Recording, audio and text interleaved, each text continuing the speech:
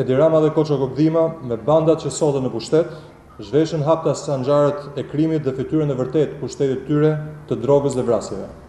Sot Edi Rama me përfaqësuesit e tij bandit, që kanë vjedhur me falsifikime mandatin në qarkun e Lezhës, nxorën dhëmbët e tyre të krimit dhe kërcënuan me familje përfaqësuesin e Partisë Demokratike në Komisionin Qendror të Zgjedhjeve, zotin Njazi Kosovrasti, për ankesën që paraqiti për rezultatin e qarkut të Lezhës, të nxjerrë nga kryetari socialist i KZAZ-s me urdhër të Ramës dhe Kokdhimës.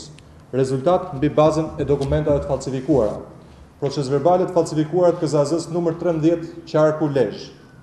10 procesverbale të tilla. Informacion që do të jetë për mediat dhe për publikun e gjerë shqiptar. Janë 10 procesverbale të tilla të falsifikuara nga përfaqësuesit e Partisë Socialiste në qarkun e Lezhës.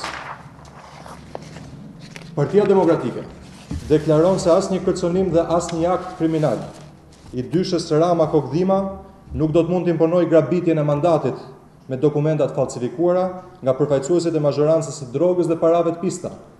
Partia Demokratike denoncon me ashpërsinë më të madhe këto kërcënime kriminale të dyshës Rama Kokdhima dhe i garanton ata se për çdo veprim kriminal të ndërmarrë ndaj demokratëve do të përgjigjen ata personalisht dhe vetëm ata. Partia Demokratike ju kërkon organeve të drejtësisë të ndërmarrin me shpejtësi hetimin e këtij akti të shëmtuar, të gjejnë autorin dhe lidhjen e tij me dyshën Rama Kokdhima. Ju falenderoj.